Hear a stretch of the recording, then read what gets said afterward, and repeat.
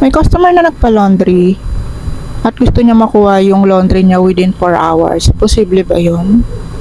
Yes, posibleng makuha yung pinalaundry ni customer within 4 hours.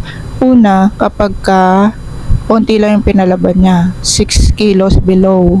So, makukuha niya yun agad.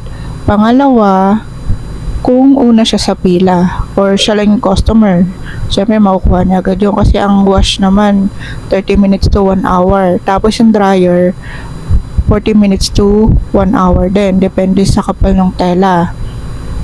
At pangatlo, mas maaga siya kasi kung ang oras ng shop mo is 8 to 5, so dapat nagpalabas siya ng 8 para makuha niya yun ng 10 or 11.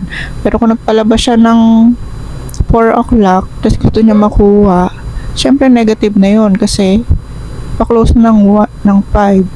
So, kinabukasan niya pa makukuha yun ng umaga.